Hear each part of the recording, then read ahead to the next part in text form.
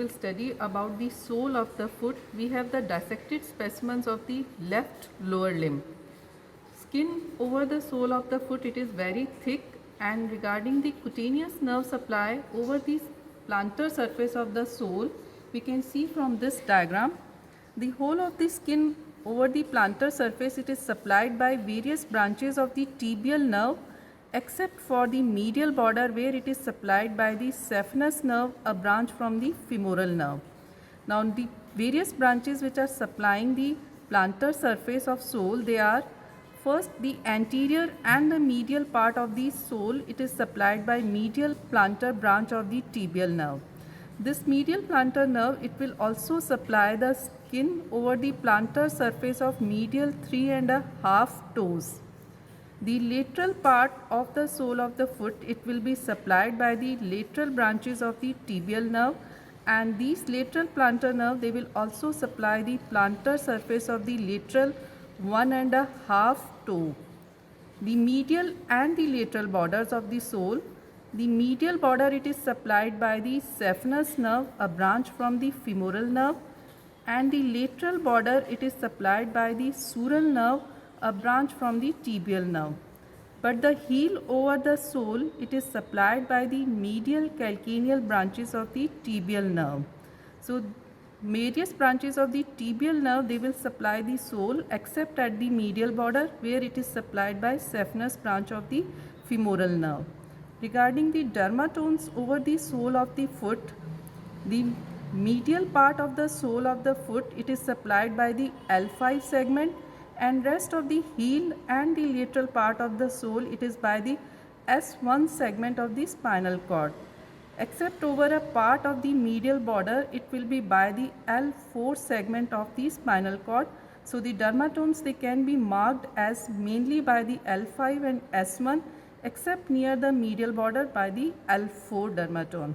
Once we reflect the skin, deep to the skin is the thick, dense superficial fascia, and deep to the superficial fascia is the deep fascia. The deep fascia on the sole, it is thickened in the central part to form a triangular plantar aponeurosis. The apex of the plantar aponeurosis, it is attached to the medial process of the calcaneal tuberosity, and the base of the plantar aponeurosis, it splits into 5 processes. The medialmost process of the plantar aponeurosis, it will pass to the great toe. Each process of the plantar aponeurosis, it will further split up into two, a superficial and a deep part. In between the various processes, we can see the digital nerves and vessels which are passing. The plantar aponeurosis, it differs from the palmar aponeurosis of the hand in the sense that in the palmar aponeurosis we have only the 4 slips for the palmar aponeurosis, but in the plantar aponeurosis, the slip which is passing to the great toe, it will restrict the mobility of the great toe. From the medial and the lateral border of plantar aponeurosis, there are present medial and the lateral vertical intermuscular septas. These medial and the lateral intermuscular septas, they divide the whole of the sole into 3 compartments. The medialmost compartment for the muscles of the great toe, the lateralmost compartment for the muscles of the little toe, and in the central or intermediate compartment we have the lumbricals and interossei muscles and the digital flexors. In addition to medial and the lateral vertical intermuscular septa, the transverse septa passes from these vertical septa, and these transverse septa, they divide the whole of the compartments of the sole into 4 layers in which the muscles, they are present and the neurovascular planes are present. The plantar aponeurosis is a separated tendon of the plantaris muscle which has become separated due to development of the heel. Reflect the plantar aponeurosis, we can see the muscles of the sole, and these muscles, they are arranged in 4 layers. First we are studying the first layer of the muscles. We have reflected the plantar aponeurosis, and now we can see these 3 muscles in the first layer of the sole. And all these muscles in the first layer, they will take origin from the calcaneal tuberosity and from the plantar aponeurosis. First we will see the diagram of these muscles from the Netter's atlas. Here we can see clearly the arrangement of the muscle. The medial most muscle, it is for the great toe, and this is abductor hallucis muscle. The lateral most muscle, it is for the little toe, this is abductor digiti minimi muscle. And in the center we have the muscle flexor digitorum brevis. Now we can identify these three muscles in the dissection. Here we can see the medial most muscle abductor hallucis. In the center this is flexor digitorum brevis, and the third muscle, this is the abductor digiti minimi. Now about the origin and insertions of these muscles. First about the abductor hallucis muscle. This muscle will take origin from the medial process of calcaneal tuberosity, and the tendon will be inserted onto the medial side of the base of the proximal phalanx of the great toe. So we can see the calcaneal tuberosity from the bone also. I have the left calcaneum bone, and this one is the dorsal surface, and here is the plantar surface. And this is the calcaneal tuberosity with its medial and the lateral process. From the medial process, the abductor hallucis and the flexor digitorum brevis, they will take origin, and from the lateral process, the abductor digiti minimi will take origin.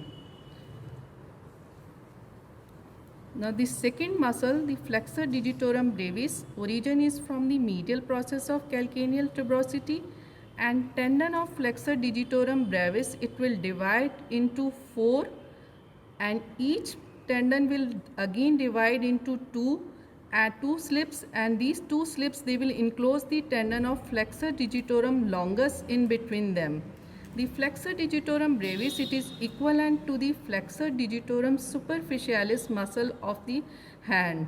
So this is the flexor digitorum brevis attached to calcaneum, and these are the 4 tendons of the flexor digitorum brevis muscle, and each tendon will further divide into 2 slips to enclose the flexor digitorum longus muscle. The third muscle in the first layer, this is the abductor digiti minimi, taking origin from the lateral process of calcaneal tuberosity, and it is inserted onto the lateral side of the base of the proximal phalanx of the little toe. So these are the 3 muscles in the first layer of the sole.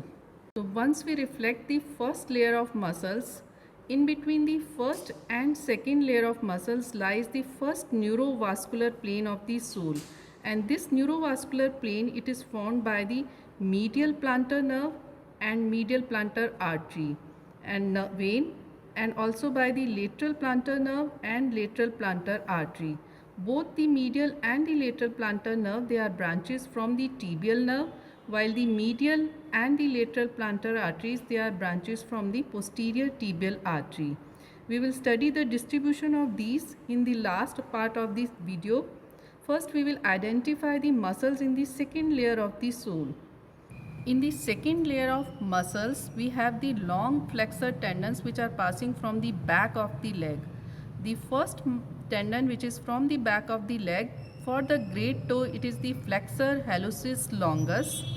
The second tendon, it is of the flexor digitorum longus, and from the medial side of the flexor digitorum longus arises the lumbrical muscles. And the fourth muscle in the second layer, it is the flexor digitorum accessorius muscle attached to the flexor digitorum longus. So these are the 4 muscles in the second layer: flexor hallucis longus, flexor digitorum longus, lumbrical muscles, and flexor digitorum accessorius muscles. Now we can see these muscles in the dissection. So here we can identify the first muscle for the great toe, that is the flexor hallucis longus. Then the second, this is the flexor digitorum longus, and along the medial side of flexor digitorum longus lies the lumbrical muscles, and fourth muscle is the flexor digitorum accessorius muscle attached to the flexor digitorum longus. Now regarding the origin and insertion of these muscles, the flexor hallucis longus, it is a muscle from posterior compartment of the leg, taking origin from the posterior surface of the fibula, and it will pass beneath the flexor retinaculum, and the tendon, it will be inserted up to the base of the distal phalanx of the great toe. So this is the flexor hallucis longus. The second muscle, this is the flexor digitorum longus. This is again a muscle from the posterior compartment of the leg, and the tendon, it will also pass beneath the flexor retinaculum to enter into the sole, and we can see here that the flexor digitorum longus, it is crossing the tendon of flexor hallucis longus superficially, and the tendon of flexor digitorum longus, it will divide in further into 4 tendons for the lateral 4 toes, and these tendons, they will be attached to the base of the distal phalanx of the lateral 4 toes. From the medial side of the flexor digitorum longus tendon arises the lumbrical muscles. There are total 4 lumbricals counted from the medial side. First, this is second, third and fourth lumbrical. And first lumbrical is unipinnate in nature, while the second, third and the fourth lumbricals, they are bipinnate in nature. So flexor digitorum longus muscle, it is equivalent to the flexor digitorum profundus muscle of the hand. The fourth muscle in this group, it is the flexor digitorum accessorius muscle. This muscle take origin from 2 heads. One is the medial head and a lateral head. Origin we can see from the calcaneum bone. So this is the plantar surface of the left calcaneum, and this is the medial surface of the calcaneum.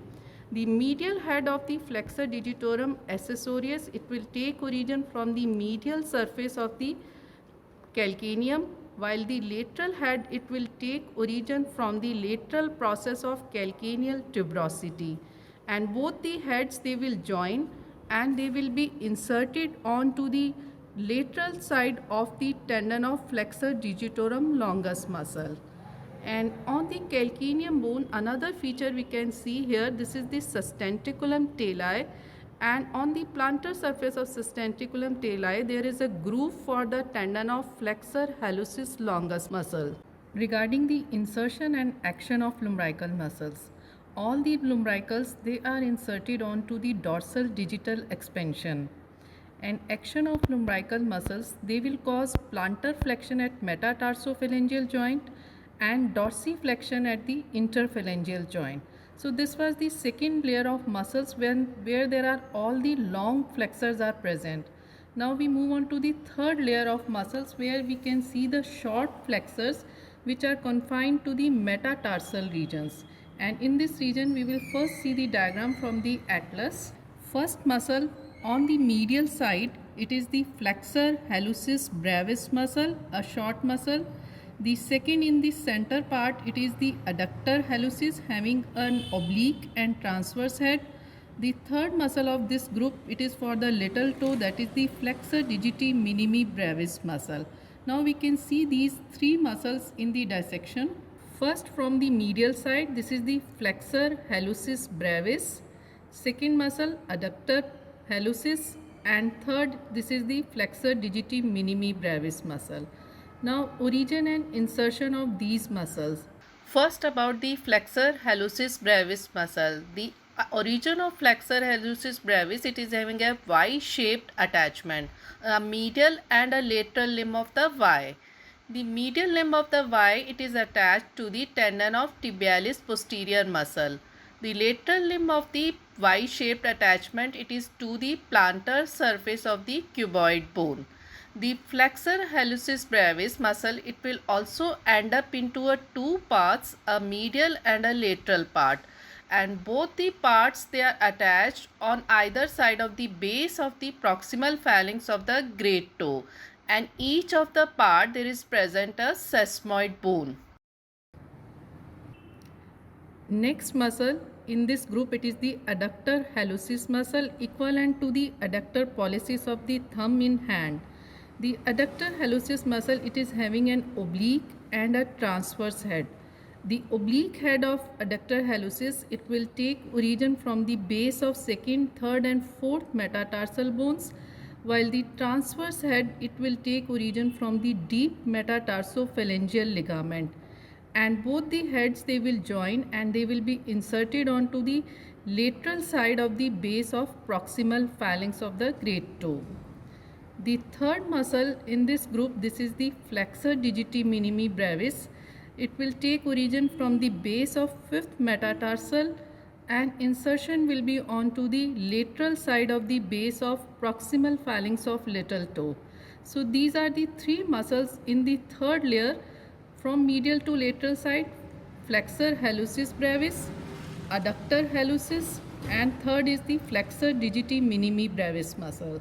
Now about the fourth layer of muscles in the sole. In the fourth layer of muscles, there are interossei muscles, 3 plantar interossei and 4 dorsal interossei muscle. First about the plantar interossei muscle. All the plantar interossei muscles, they are unipinnate in nature and there are total 3 plantar interossei counted from medial side. This is first, second and third plantar interossei.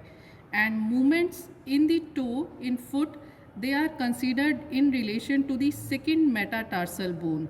So any movement of the toes towards the second metatarsal bone, it will be regarded as the adduction movement, and any movement away from the second toe, it will be the abduction movement.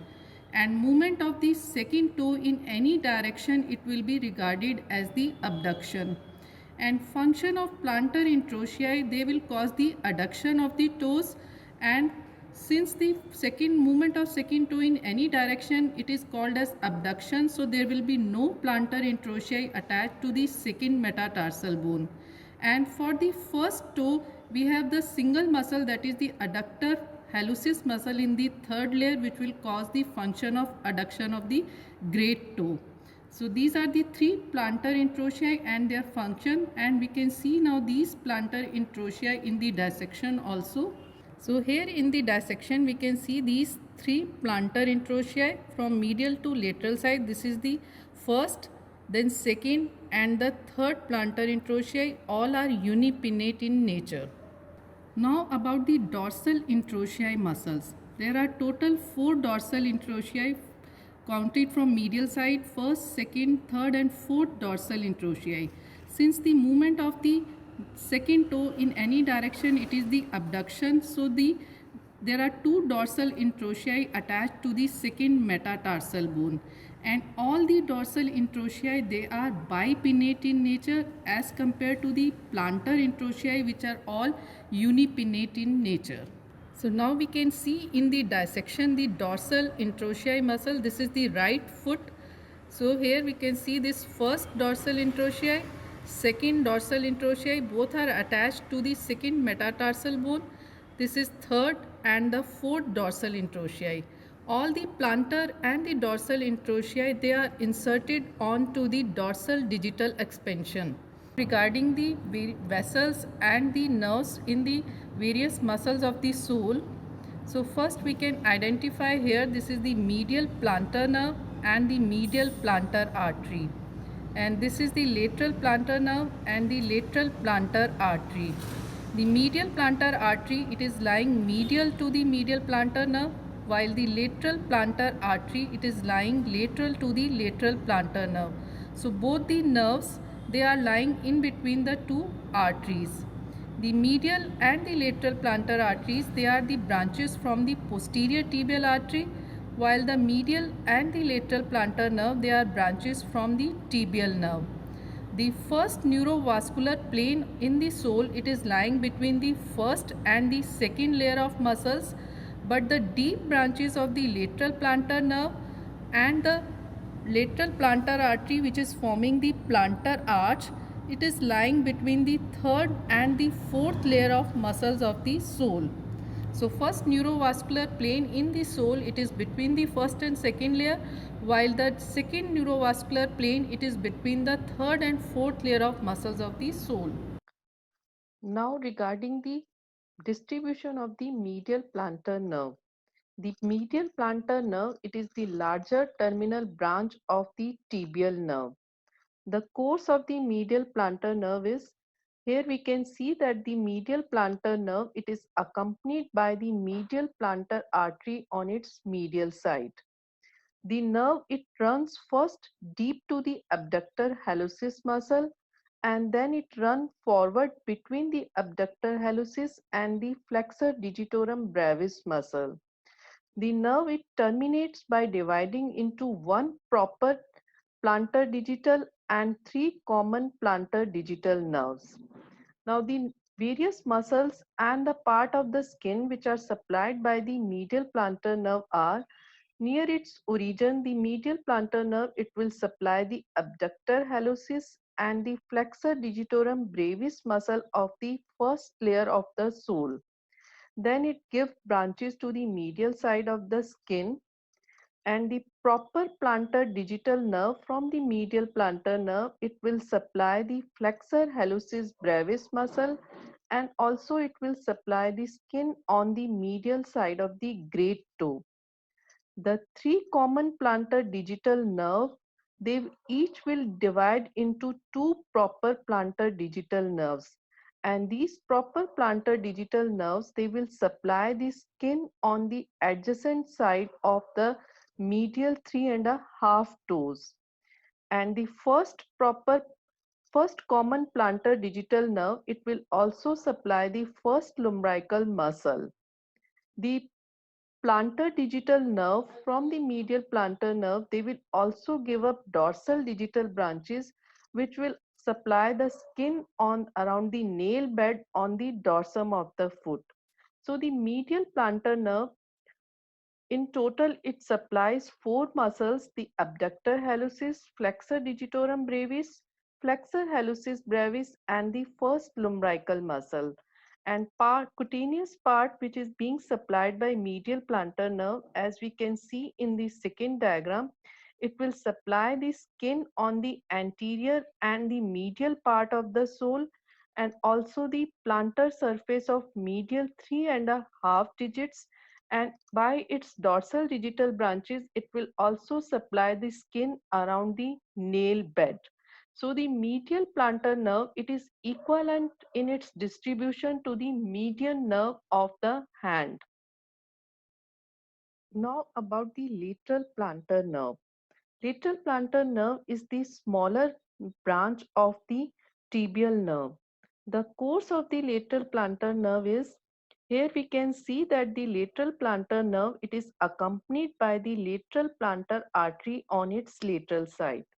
The lateral plantar nerve it will run first deep to the abductor hallucis muscle, then it will run forward between the flexor digitorum accessorius and the flexor digitorum brevis muscle.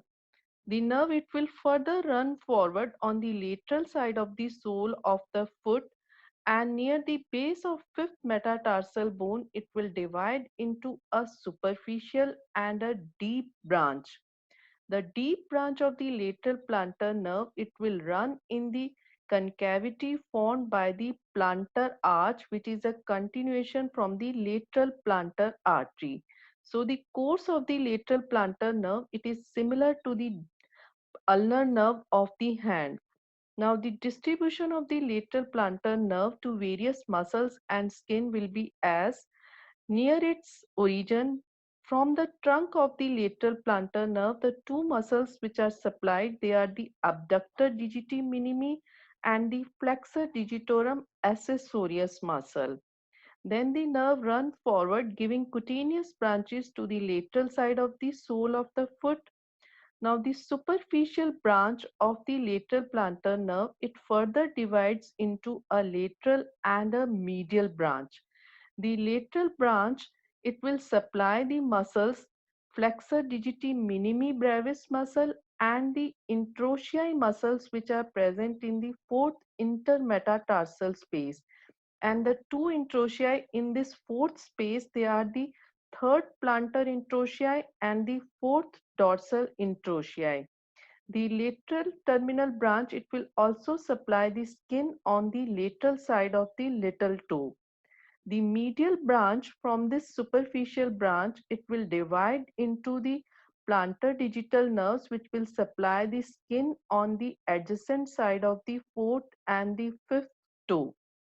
So the superficial branch from its lateral division, it will supply the flexor digiti minimi brevis, two interossei that are the third plantar and fourth dorsal interossei, muscle and also skin on the lateral side of the little toe. From its medial branch, it will supply the skin on the adjacent side of fourth and fifth toe. The deep branch of the lateral plantar nerve, it is accompanied by the plantar arch of the lateral plantar artery.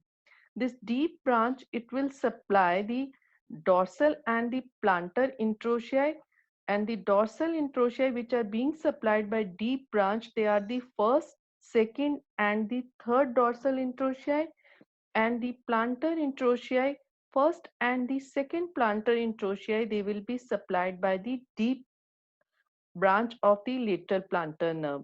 In addition, this deep branch, it will supply the adductor hallucis muscle and the second, third and the fourth lumbrical muscle. The first lumbrical muscle, it is being supplied by the branches of medial plantar nerve. And regarding the cutaneous distribution of the lateral plantar nerve, as we see in the second diagram, the lateral plantar nerve, it will supply the skin on the lateral side of the sole of the foot and also the plantar surface of the lateral 1.5 toe. The digital branches from the lateral plantar nerve, they will also pass on the dorsum of the foot to supply on the skin around the nail bed. So the lateral plantar nerve, which is equivalent to the ulnar nerve of the hand, it will supply the all the interossei and the lumbrical muscles except for the first lumbrical muscle, and it will supply the other muscles which are being supplied by lateral plantar nerve. They are the flexor digiti minimi brevis, abductor digiti minimi and the flexor digitorum accessorius muscle.